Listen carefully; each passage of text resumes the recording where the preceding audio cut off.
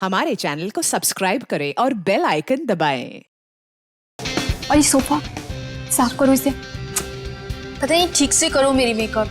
मेरा भी पफ दे दो, 2 घंटे से बैठी हूं मैं। दो शीशा।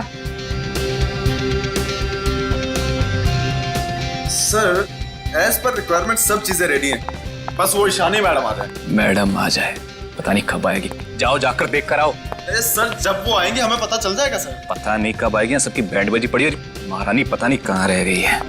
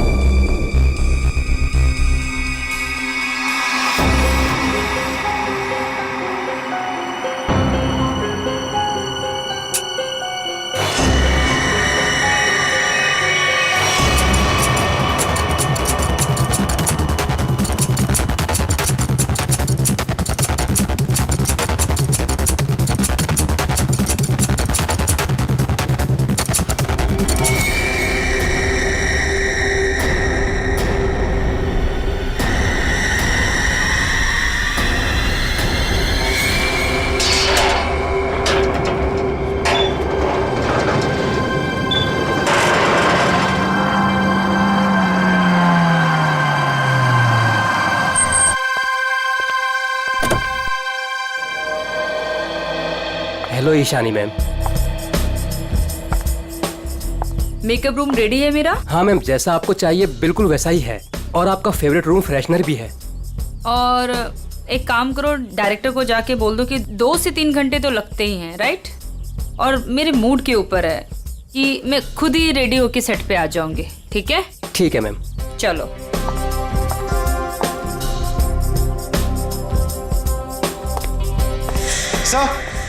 सर, ईशानी मैडम आ गए हैं। आ गई। बीबू जी। देख, महारानी के तैयार होते ही आज का पूरा शॉट उसको अच्छे से समझा देना। जी सर। ठीक है? मैं उसके नखरे नहीं झेल सकता। Yes sir. सर, अगर उसने मुझे थप्पड़ मार दिया तो खा लेना एक थप्पड़। स्पॉट सुन, ईशानी मैम का जूस और लो कैलोरी दही जल्दी से लाना, नहीं तो वो शूट कैंसिल कर देगी।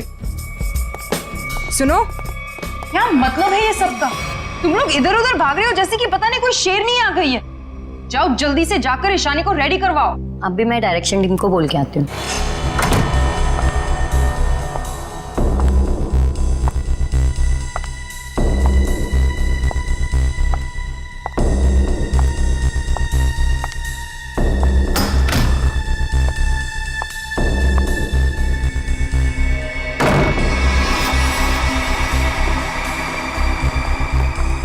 सर, माना कि ईशानी बहुत बड़ी स्टार है, लेकिन हम भी उसके नौकर नहीं है।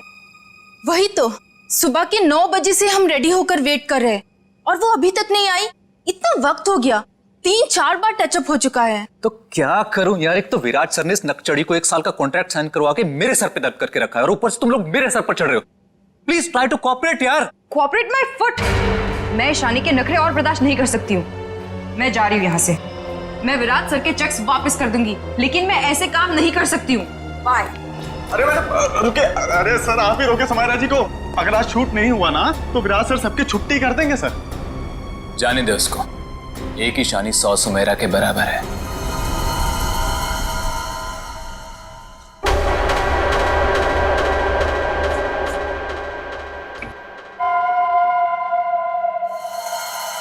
बीबू, बहुत देर होगी, देखना कहां पर है, बुला उसको। सर, वो सैंडल उतार के मारेगी मेरे मुंह पे। लिख के ले लो, वो वापस नहीं आने वाली है। ईशानी के नखरे ही एक दिन उसे ले डूबेंगे। अरे तू जा, उसको बुला के ले। जा जा। अरे जाना। जा रहा हूं सर।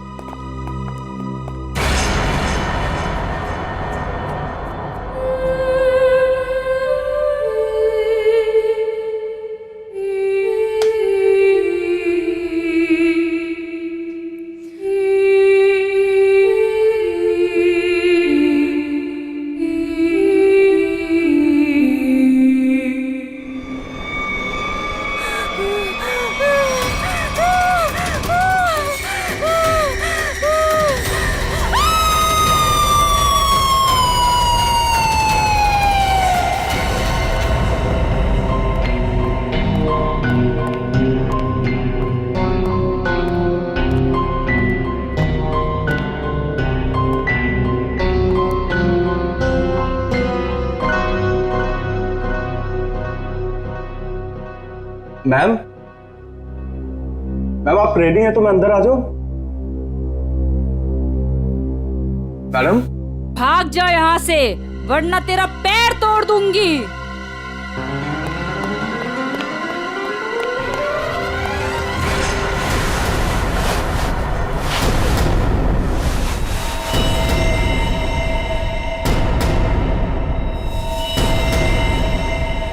नहीं, उसने कहा भाग जा तो भागकर मेरे पास आ गया, अंदर जाने की हिम्मत नहीं की। उनके बिना बोले मैं अंदर कैसे जाता? आप नहीं जानते सर, गला दबा देती वो मेरा। 3 घंटे से वो तैयार हो रही है, यहाँ शूटिंग का टाइम निकला जा रहा है, तुझे अपने गले की पड़ी है। मैं देखता हूँ, चलकर चलो।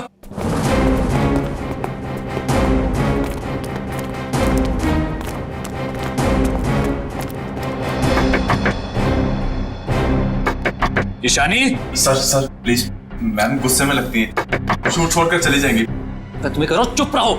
ईशानी दरवाजा खोलिए, अभी सब नहीं चलेगा, प्लीज दरवाजा खोलिए।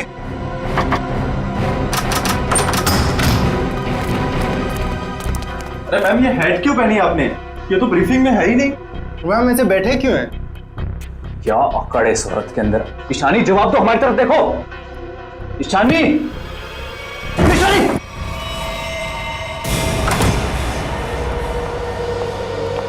कभी काम नहीं करूंगी मैं उस नकचड़ी ईशानी के साथ। मैं भी किसी से कम नहीं हूँ।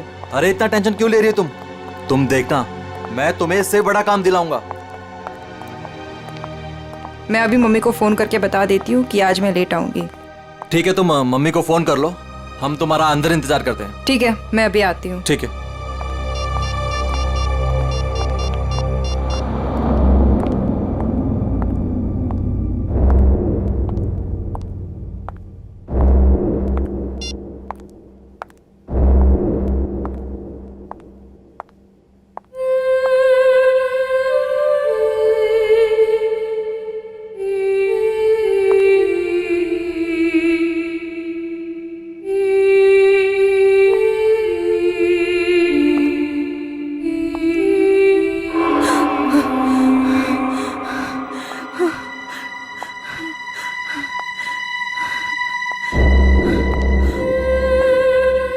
कौन है?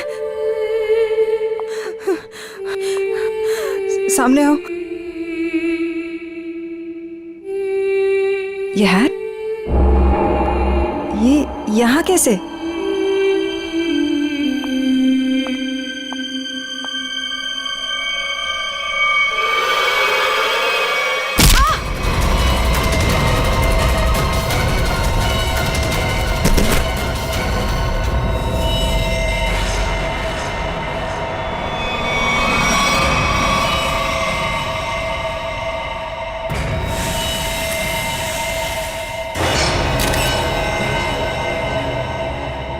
बड़ी बेरहमी से गला काट दिया। हाँ सर, ये अजीबोगरीब मेकअप और ये लाल रंग की हैट भी रखी। मारने के बाद इतना मेकअप करता है कातिल, ये लाल रंग का हैट बड़ा अजीब केस है ये। सर ये मेकअप और सारा कुछ उस कातिल ने ही किया है।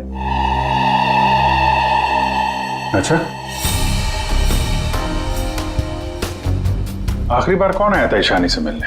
मैं गया था सर वहां पे, लेकिन उन्होंने अंदर से ही बोल दिया कि भाग जाओ वरना तुम्हारी टांगे तोड़ देंगे। टांगे तोड़ दूंगी? क्यों? सर एक्चुअली ईशानी अपनी मर्जी की मालकिन थी और वो अपनी मर्जी से ही शूटिंग पर आती थी। अगर गलती से भी उसको किसी ने कुछ बोल दिया तो कभी भी शूटिंग छोड़कर चली जाती थी। सर इसका मतलब काफी लोग होंगे जो ईशानी को नापसंद करते होंगे। ईशानी, क्या हो गया ईशानी को? किसने किया ये सब? आप कौन है आप? जी ये जो एड शूट हो रही थी ये मेरी एड है, मैं मालिक हूँ इस कंपनी। ठीक है, इधर आइए थोड़ा।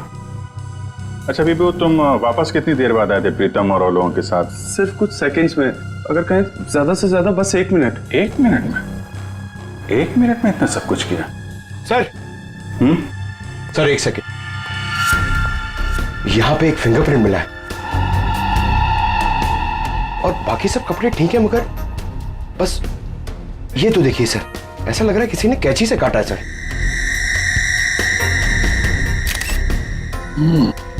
और सर यहाँ पे खून मिला है सर। कातिल पहले से ही कमरे में मौजूद था। सर हो सकता है बिहू ने जो आवाज सुनी वो ईशानी की हो ही ना। हो सकता है। क्या ईशानी से मिलने कोई आया था क्या? नहीं सर, और किसी को आते जाते नहीं देखा। सर कहीं ऐसा तो नहीं कि खूनी ईशानी के कमरे में पहले से ही छुपा हुआ था? एक्चुअली यही हुआ है। आदमी पहले से छुपा हुआ था, फिर वो खून करता है बेरहमी से, फिर इतना सारा मेकअप लगाता है, चेयर पे बैठाता है और लाल रंग की हैट पहनाता है। सब करने में टाइम तो गया ही होगा।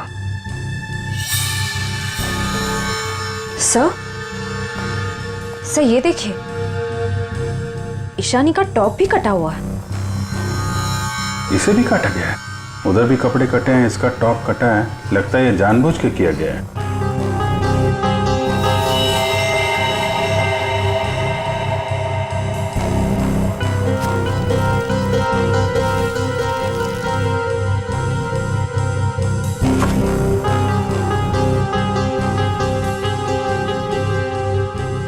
सर ये कॉटन शॉप्स लगता है मेकअप करने में इस्तेमाल किया गया है।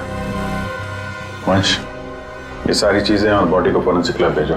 तब तक हम लोग जरा बाहर देखते हैं। सर बहुत ही अजीब बात है, किसी ने भी खूनी को आते जाते देखा ही नहीं। आने जाने की तैयारी पहले से कर रखी थी खूनी ने, ना काम किया और निकल भागा। सर ऐसी कैसी तैयारी की होगी कि यूनिट के किसी भी मेंबर ने उसे नहीं देखा? इतना हंगामा हो गया यहाँ पे और ये बैठा सो रहा है। जी साहब। यहाँ से किसी को आते जाते देखा तुमने? साहब मैं तो अभी 5 मिनट पहले ही आया हूँ। 5 मिनट पहले? ये शूटिंग का टेम्पो है ना? हाँ साहब, ये शूटिंग का ही टेम्पो है। तो ये टेम्पो अभी बाहर कब गया था? साहब यही कोई 1:30-2 बजे के आसपास। 1:30-2 बजे? सर उसी दौरान तो ईशानी का खून हुआ था। जब टेम्पो बाहर गया था तो हमारे साथ कोई और भी था? नहीं। अच्छा, पीछे कोई बैठ कर गया था, तुमने किसी को आसपास देखा? मैडम पीछे तो सामान रहता है, अब पीछे कोई बैठा हो तो मैंने नहीं देखा। इससे अच्छा तरीका और क्या हो सकता है खूनी के यहाँ से निकलने का?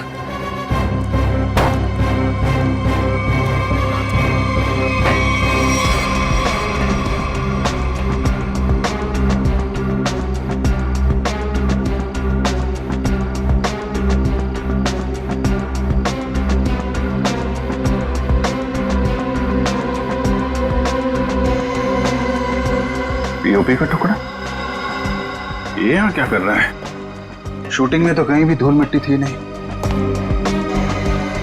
ये मिट्टी का टुकड़ा कहाँ से आया? साहब इसमें तो प्रॉपर्टी का सामान रहता है। प्रॉपर्टी के सामान और उसमें पीओपी का टुकड़ा, मतलब कोई और था यहाँ पे।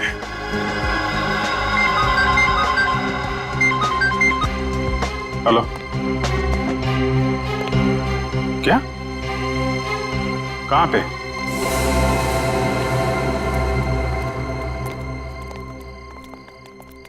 आपने फोन किया था?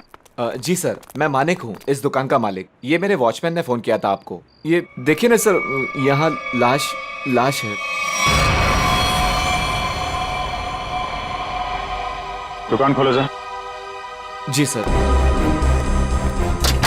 तुम यहीं रुको। जी साहब।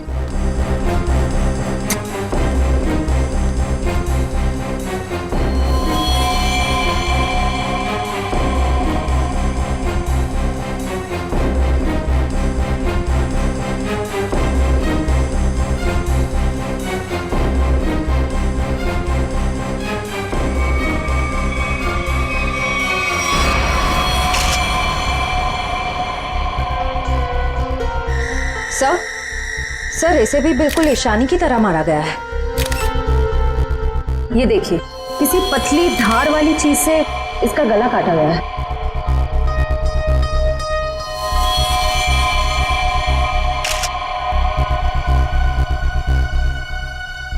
सर ये देखिए, इसका टॉप भी वैसे ही काटा गया है।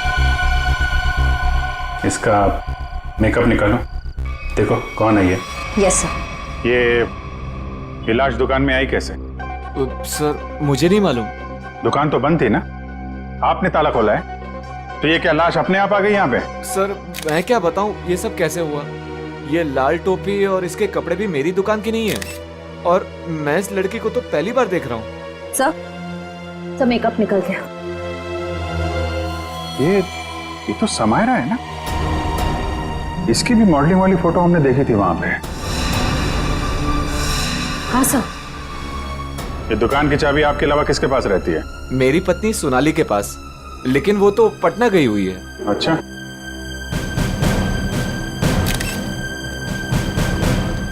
तुम्हारी ड्यूटी में एक आदमी यहाँ पे खून करता है, उसकी लाश को यहाँ दुकान में रख दिया। क्या कर रहे थे तुम? कुछ देखा नहीं तुमने? देखा ना साहब, पर वो खूनी है ये कैसे पता चलता? हा? कैसा था वो? था नहीं साहब, थी। वो एक औरत थी, उसे मैंने जाते हुए पीछे से देखा था।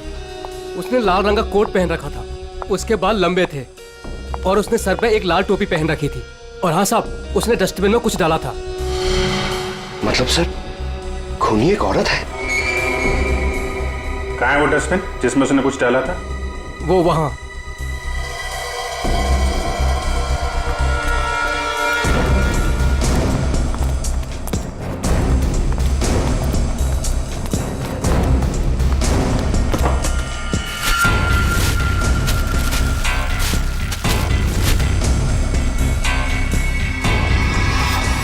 तो ये तो फिशिंग का सामान है, मछली पकड़ने का कांटा वाटा।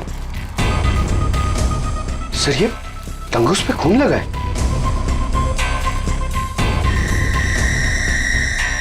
ओह, लगता है इसी का इस्तेमाल किया गया है खून करने में। भरे दिन के उजाले में शूटिंग पर कोई मेकअप रूम में घुसता है और ईशानी को मार डालता है, और तुम में से किसी ने कुछ भी नहीं देखा और ना कुछ सुना है? ये कैसे हो सकता है? सर एक्चुअली ईशानी की परमिशन के बिना उसके कमरे में कोई नहीं जाता था। इनफैक्ट उसने बीबू को भी दरवाजे के बाहर से ही भगा दिया, और उसके बाद जैसे ही हम लोग गए तो देखा वो मरी हुई थी। चलो सर, ये कास्टिंग डायरेक्टर है कीकू। लेकिन सर मुझे यहाँ क्यों लाया गया है? मैंने समायरा और ईशानी का गला थोड़ी काटा है। चुप! तुम ही वो कास्टिंग डायरेक्टर हो ना, जो ईशानी और समायरा को जानते हो उनके मॉडलिंग की शुरुआत के दिनों से? जी सर। और विराज की शूटिंग पर तुमने ही भेजा था ना उन दोनों? हाँ सर। मतलब तुम अच्छी तरह से जानते थे कि वो कब और कहां मिलेंगे? देखिए सर, गलती हो गई, अब मैं किसी को कहीं नहीं भेजूंगा। दरअसल 5 साल पहले ही मैंने वो काम छोड़ दिया था। 5 साल पहले काम छोड़ चुके थे? कुछ लड़कियों ने मेरे खिलाफ केस कर दिया था, उस वजह से मेरा ऑफिस भी बंद हो गया। तो फिर कल तुमने ईशानी और समायरा को विराज के शूट पे कैसे भेजा? दरअसल दोस्ती दोस्ती में विराज के शूट पर उनको भेज दिया था सर, लेकिन इन सब से मेरा कोई लेना देना नहीं है सर। फिलहाल तो हम मान लेते कि तुम्हें कुछ नहीं मालूम, तुमने कुछ नहीं किया। लेकिन एक बात याद रखो, अगर जरूरत पड़ी तो तुम लोगों को हम फिर से बुला लेंगे। जा सकते हो तुम।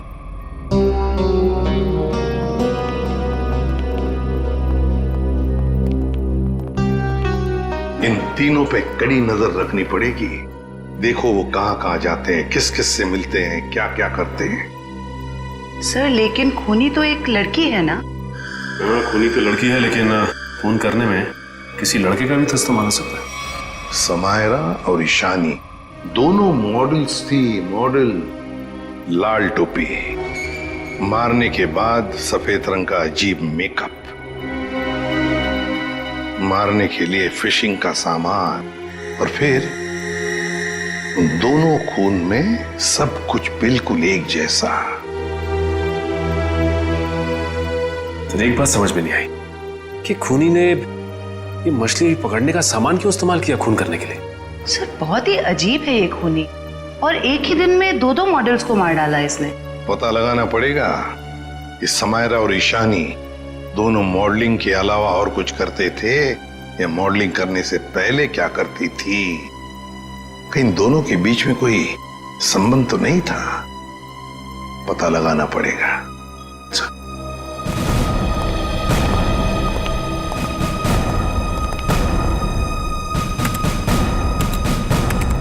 2009 में समायरा और ईशानी ब्यूटी रिबन नाम की मॉडलिंग एजेंसी में काम करते थे, जिसका मालिक ये कीकू था। Kiku, casting director Kiku. इस कीकू के बंद पड़े ऑफिस में जाना पड़ेगा, देखना होगा शायद इसके बाकी मॉडल्स की भी जान को खतरा हो। और ये भी हो सकता है कि हमें उस औरत के बारे में कोई सुराग मिल जाए।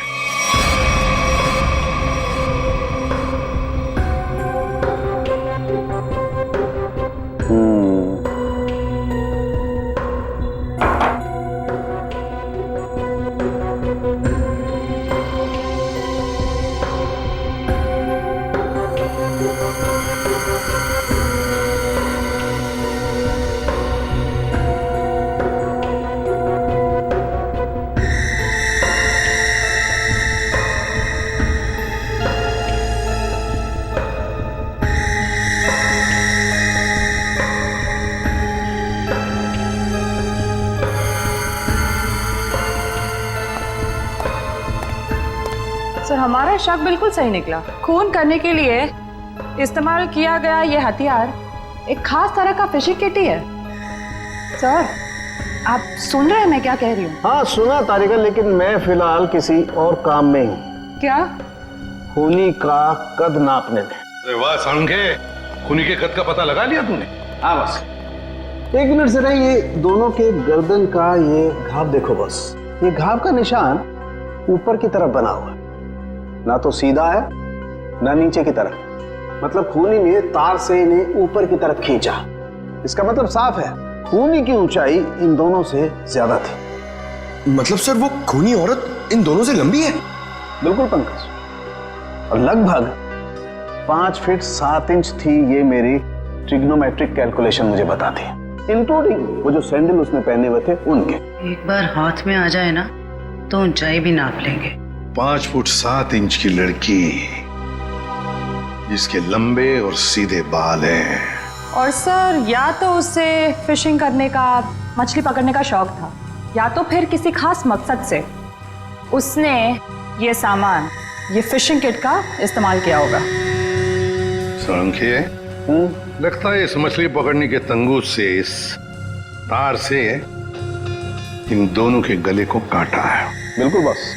डॉक्टर साहब, जो प्लास्टर ऑफ पेरिस जैसी मिट्टी मिली थी हमें, उससे कुछ पता चला क्या? हाँ पता चला सचिन। बॉस वो सामान मूर्ति बनाने के काम में आता। मूर्ति बनाने का? बॉस टेस्ट चल रहे हैं, बाकी का भी पता चल जाएगा। तू कब बताएगा सालुंखे? बताऊंगा थोड़ी देर में, लेकिन एक खास बात और बताना चाहता हूँ। वो क्या है? बॉस ये देखो, ये है वो तार जिससे खूनी ने इनका गला काटा। खूनी जब इनका गला काटने की कोशिश कर रहा था, इन लोगों ने अपने बचाव में हाथापाई की होगी। उसी झड़प के दौरान खूनी का पलक का एक बाल मुझे इस तार पर से मिला है। तो मतलब तू अब इस बाल का डीएनए टेस्ट करेगा, है ना? करना ही पड़ेगा। एक खूनी लड़की जिसका कद 5 फुट 7 इंच है, जिसके सीधे और लंबे बाल है, जिसे मछली पकड़ने का शौक है और शायद मूर्तियां बनाने का भी। बस इतना भी काफी है हमारे लिए इस लड़की को ढूंढने के लिए। मछली पकड़ने का खास सामान लेके चलती है तो समंदर के किसी किनारे में कुछ तो पता चलेगा ही उसके बारे में। पर सर हमें सिर्फ उसकी ऊंचाई, उसके काले सीधे बाल और उस टोपी के बारे में पता है। सिर्फ इतनी इंफॉर्मेशन के बलबूते पर उस तक पहुंचना थोड़ा मुश्किल लगता है सर। कोशिश तो करनी पड़ेगी श्रेया, अपने आप तो चल के आएगी नहीं हमारे पास, है? हाँ वंश, इन्हें बता दिया ना हमें किस लड़की की तलाश है? जी सर। हाँ तो क्या जानते हैं उस लड़की के बारे में आप? साहब आप लोग ऐसी औरत के बारे में जानना चाहते हैं ना जो मछली पकड़ने के लिए बोट का इस्तेमाल करती है? बिल्कुल। ऐसी तो बहुत औरतें आती है हमारे यहाँ पर। देखिए, जिस लड़की की हमें तलाश है वो लंबी लड़की है, 5 फुट 7 इंच की होगी, लंबे बाल हैं, सीधे बाल हैं। और उसकी उम्र तकरीबन 25 से 30 साल के बीच में। लंबे बाल, 25 से 30 साल की उम्र, ऐसी 2-3 लड़की आती है हमारे यहाँ पर। हमें उनके नाम और पते चाहिए। आप जब वोट देते हैं तो नाम पते तो लिखते होंगे ना? जी साहब।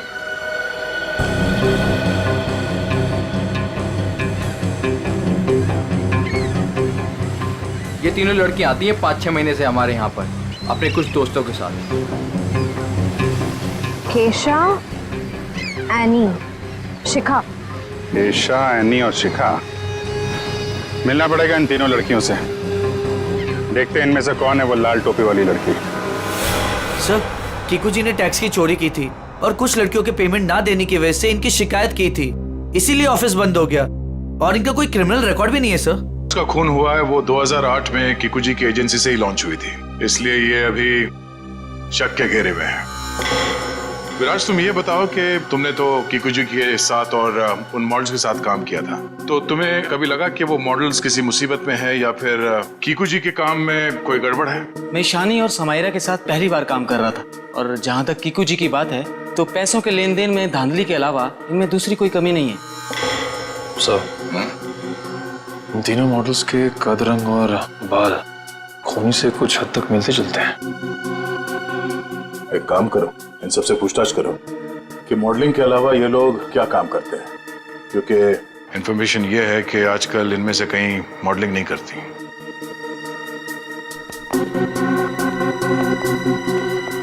एनी, 2012 में आप मॉडलिंग छूट चुकी थी। हाँ, अब आप क्या करती हैं? अभी मैं एक फिशरी स्टोर चलाती हूँ। शिखा, राइट? जी। आप एक प्रिंट मॉडल है, ये तो हम जानते हैं। इसके अलावा क्या करती? मैं कुछ भी नहीं करती। और आप क्या करती हैं केशा जी? मैं मूर्तियाँ बनाती हूँ। मूर्तिकार, ठीक है, थैंक यू।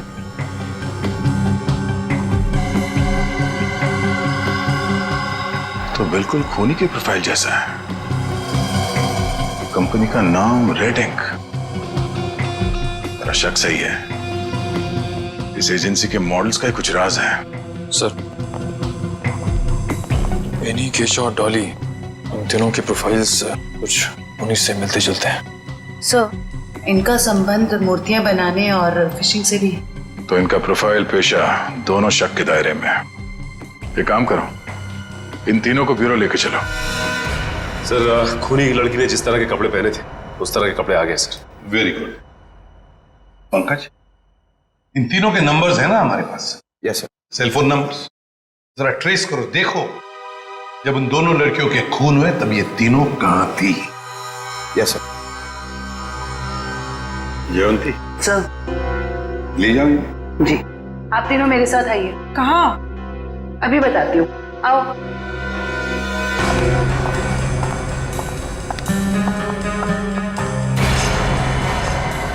अरे साहब, ये तो वही कपड़े और टोपी है जो मैंने उस रात उस औरत को पहने हुए देखा था। तो फिर अब जरा ध्यान से देखो इसे। क्या ये वही लड़की है, वही औरत है जो उस रात खून कर रही थी? सर, मैंने उस औरत का चेहरा सामने से नहीं देखा था, उसे जाते हुए मैंने पीछे से देखा था। जाते हुए देखा? जी सर। ठीक है, केशा जरा वहां तक चल के दिखाओ। सर, ये कैसी जांच है आपकी? जितना कहा है उतना ही करो।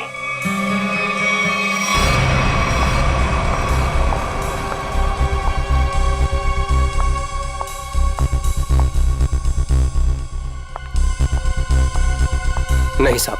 नहीं? नहीं। ठीक है, आप आइए मेरे साथ।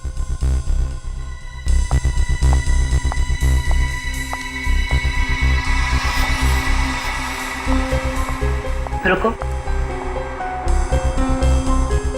वहां तक वॉक करके आओ।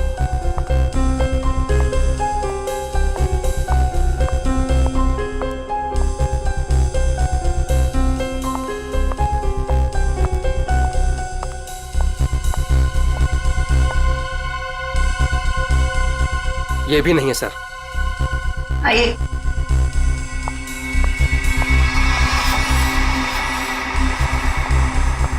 सर, इन्हें तो कपड़े काफी अच्छी तरह से फिट हो रहे हैं। हाँ, दिख रहा है।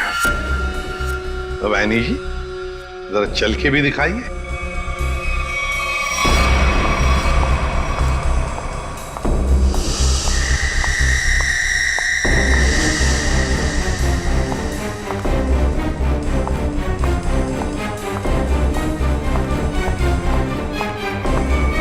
यही है सर, बिल्कुल यही है सर। क्या बक रहे हो?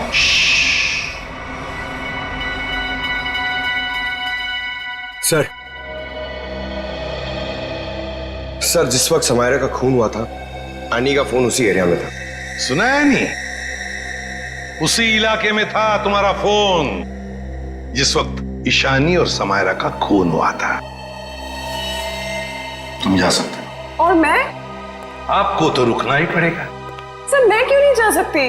वो इसलिए कि खूनी की चाल और तुम्हारी चाल बिल्कुल वही है।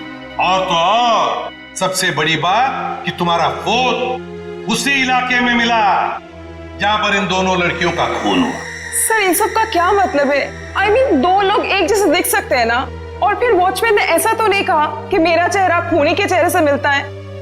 लेकिन जिस वक्त खून हुआ उस वक्त तुम्हारे मोबाइल की लोकेशन भी वही की बता रही है, और ये सब कुछ इत्तेफाक तो नहीं हो सकता। सर उस वक्त सैकड़ों लोग उस एरिया में थे, तो क्या सब खूनी है? बस बस, बहुत बोल दिया। बताओ क्यों किया खून ईशानी और समायरा का? सर आप मुझ पे दो खून का आरोप लगा रहे हो, मैंने कुछ नहीं किया ऐसा। अभी तो सिर्फ आरोप लगाया है, सजा मिलनी तो अभी बाकी है। सजा? जी सजा, खून की सजा फांसी। सर मैंने कुछ नहीं किया ऐसा, मैं बताती हूँ सर। बताओ। पर मेरी एक शर्त है। ये लो, इनकी एक शर्त भी है। चलो बताओ क्या शर्त है? सर मुझे 50 लाख रुपए चाहिए। 50 लाख रुपये? हाँ। चलो दे दिए। अरे लेकिन तुम पैसों का क्या करोगी? तुम्हें तो सजा होने वाली है। आप वो सब छोड़िए, मैं आपको बता रही हूँ ना, मैंने कुछ नहीं किया। सर मैं तो सिर्फ उसे जानती हूँ जो खूनी को जानता है। और वो है शिखा। शिखा? तुम इतने यकीन के साथ कैसे कह सकती हो? आप लोग पता कर सकते हैं ना? हाँ वो तो हम पता करेंगे। सर मेरे पैसे? पैसे? कौन से पैसे? सर अभी आपने बताया आप देंगे। कब? नहीं सर, मैंने तो कुछ नहीं सुना। कब कहा? सर ये सरासर धोखा है। नहीं यानी जी हम कभी धोखा नहीं करते। हाँ धोखा जरूर करते हैं जब कोई कानून के साथ खिलवाड़ करता है, तब कभी कभी सीआईडी वाले धोखा देते हैं। ले जाओ इसे। सीआईडी फिर से? अब क्या कर दिया मैंने? आपने क्या किया क्या नहीं ये तो हम पता लगा लेंगे, लेकिन आप एक नंबर के झूठे हैं ये पता चल चुका है। क्या मतलब है आपका? आपने कहा आप समायरा को नहीं जानते? 2009 में समायरा ने आपकी कंपनी रेडिंग के लिए मॉडलिंग की थी, सच है? रेडिंग? इसे कैसे ढूंढ लिया आपने? हमें पता चल चुका है। 2009 के रेडिंग के फोटोशूट कैंपेन में ईशानी और समायरा दोनों ने मॉडलिंग की थी, है ना? मैम ये कंपनी मेरे नाम पे तो थी, लेकिन मैं इस कंपनी का मामूली सा छोटा सा पार्टनर था। आप इस कंपनी के असली मालिक से क्यों नहीं पूछते? असली मालिक कौन है? चैताली। आप उससे क्यों नहीं पूछते? चैताली? इस केस में पहली बार ये नाम आया। कहाँ रहती है वो? ये नहीं हो सकता, ये नहीं हो सकता। अगर सीआईडी को सच का पता चल गया तो बहुत बुरा हाल होगा मेरा।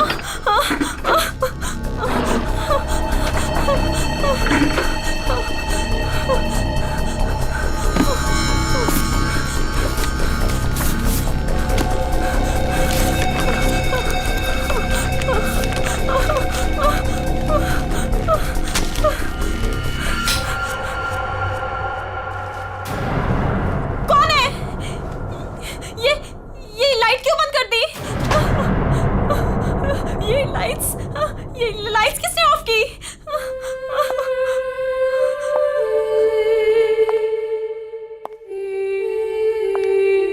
कौन है वहां? कौन है वहां?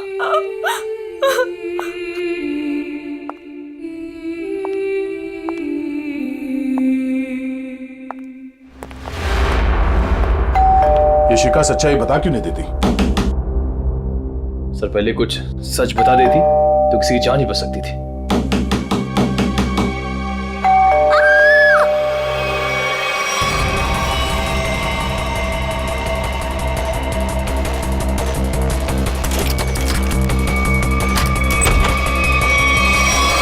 शिखा, शिखा, शिखा, बचाओ!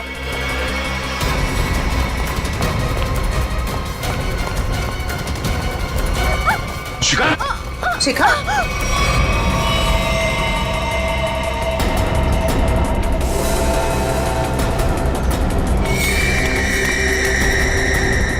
नस कटी नहीं है। इशिता जल्दी एम्बुलेंस को बुलाओ, जल्दी।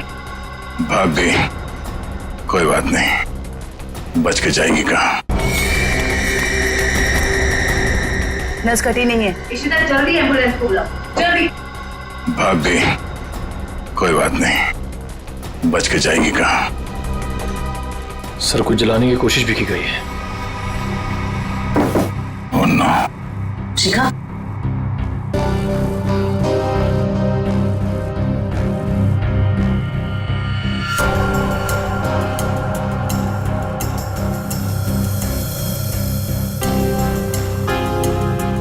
इतना लंबा बाल शिखा का तो नहीं हो सकता। ओह, तो भागते भागते बाल छोड़ गई। देखते हैं कहां तक भागती है ये। आइए सर।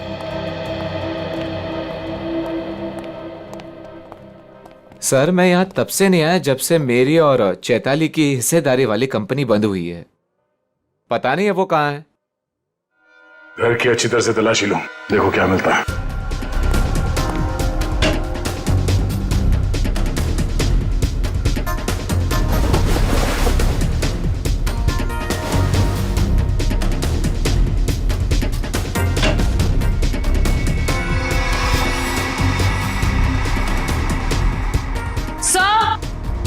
आ जाओ दी। सर ये देखिए।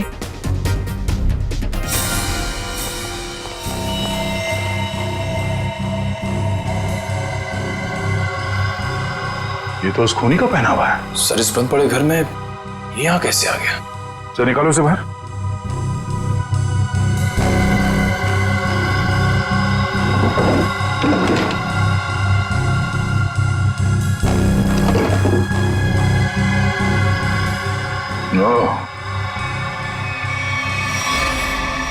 ये चक्कर है। सारंगे, शिखा के घर की खिड़की से हमें एक बाल मिला, जरा मैच करके देख पलक के बाल से। ये रहा वो बाल सर, उस खूनी लड़की का बाल। बॉस, ये बाल हमारे किसी काम का नहीं है, बेकार सबूत है। क्या मतलब? मतलब ये बॉस के खूनी के पलक का डीएनए रिपोर्ट आ चुका है। तो खूनी कोई लड़की नहीं है, खूनी एक आदमी है। एक आदमी है जिसकी उम्र 40 से 45 साल। ये टोपी, लंबे बाल, सैंडल, ये सब धोखा है। तो मतलब खूनी कोई लड़की नहीं, बल्कि लड़की की भेष में आदमी है। ऐसा क्यों किया उसने? लड़की के भेष में क्यों? खून करने के और भी आसान तरीके थे उसके पास। लगता है ये खूनी कोई सरफिरा है। खूनी कोई सरफिरा नहीं, शैतान दिमाग का आदमी है ये, शैतान दिमाग का। सोच समझ के सब कुछ कर रहा है ये। एक काम करते हैं, जितने भी लोगों पर शक है ना, सबको यहां बुला लो, सबका डीएनए टेस्ट करते हैं। आप बताते क्यों नहीं कि हम सब लोगों को यहाँ पर क्यों लेकर आए हैं? ऐसी जगह लाए क्या हमारा कोई टेस्ट होने वाला है? और आप लोगों को हम सब पे शक है कि हमने खून किया है। लगता है हम सब बिना जुर्म के सजा भुगतने वाले हैं। बस बहुत हो गया। खूनी को ढूंढने का हमारे पास यही एक रास्ता है।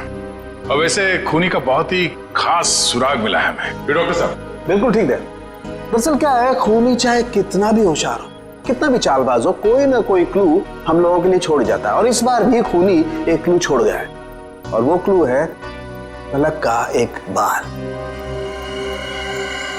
देखिए, मैं ऑडिशंस लेता हूँ, लड़कियां सजती हैं, संवरती हैं, अपनी पलकों को भी सजाती हैं, तो इन सब से हमारा क्या लेना देना?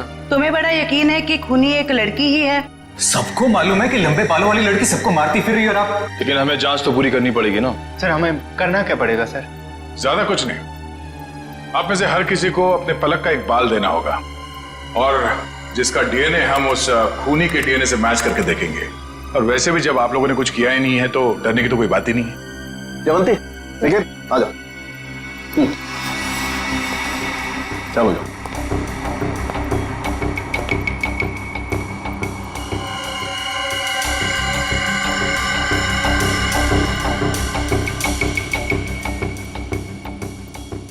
देखिए प्लीज, मेरी तबीयत ठीक नहीं लग रही, मुझे चक्कर आ रहे हैं, मुझसे ये सब नहीं होगा। अच्छा, तुम्हारी तबीयत भी अभी खराब होनी थी? सर आप इस जांच को बाद में भी कर सकते हैं। चलो प्रीतम, मैं तुम्हें हॉस्पिटल ले चलता हूँ, चलो। और चैताली किसी हॉस्पिटल में है क्या? निकल।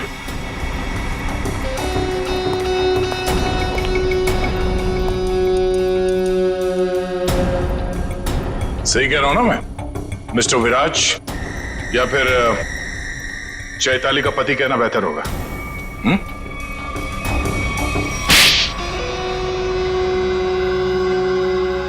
चैताली कहाँ है बताओ? चैताली अब इस दुनिया में नहीं है, और जिनकी वजह से वो इस दुनिया में नहीं है, मैंने उन सबको, समायरा और ईशानी, उन दोनों को भी चैताली के पास पहुंचा दिया। और जिस लड़की शिखा को आपने बचाया है, मैं उसे भी नहीं छोड़ूंगा। तुम सीआईडी के सामने किसी को जान से मारने की धमकी दे रहे हो मिस्टर विराज, बड़ी हिम्मत है। तुम्हारे घर में हमें पता चल गया था कि सारे खून के पीछे तुम्हारा ही हाथ है, और अब डीएनए टेस्ट से प्रूव भी हो जाएगा, लेकिन हम तुम्हारे मुंह से सुनना चाहते हैं। मैं तो अपनी बीवी को इंसाफ दिलाना चाहता था, बस शिखा, समायरा और ईशानी, ये तीनों मेरी बीवी की खुदकुशी की जिम्मेदार थी, पर ये बात मुझे 5 साल बाद पता चली। इतने सालों बाद तुम्हें कैसे पता चला कि ये तीनों तुम्हारी बीवी के मौत के जिम्मेदार है? ये 2009 की बात है। चैताली ने द रेड इंक कंपनी में पैसा लगाया था, और ये तीनों लड़कियां उसके बराबर की पार्टनर थी। माणिक तो बस नाम का पार्टनर था इनके पीछे। मैं उस वक्त यूके में था और इन तीनों लड़कियों को जानता भी नहीं था, लेकिन जब इनकी कंपनी नुकसान में चली गई तो इन तीनों ने मेरी बीवी को कर्जे पर बकायेदारों से लड़ने के लिए अकेला छोड़ दिया और उसे मरने पर मजबूर किया। और जब तक मैं उसके पास पहुंचता, उसने फांसी लगाकर खुदकुशी कर ली। मैंने एक औरत का वेश बनाया और अपना बदला लेना शुरू किया, ताकि आप लोग ये सोचते रह जाएं कि खूनी एक औरत थी। शिखा के घर जो जलाया था वो एक सबूत था, उसको मुझ पे शक हो गया था। माना कि उन तीनों की वजह से तुम्हारी बीवी अब इस दुनिया में नहीं रही। तुम कानून की मदद ले सकते थे, लेकिन तुमने ऐसा नहीं किया। अपनी बीवी की मौत का बदला लेने के लिए तुम खून करने लगे। अब तुम्हें फांसी से कोई नहीं बचा सकता।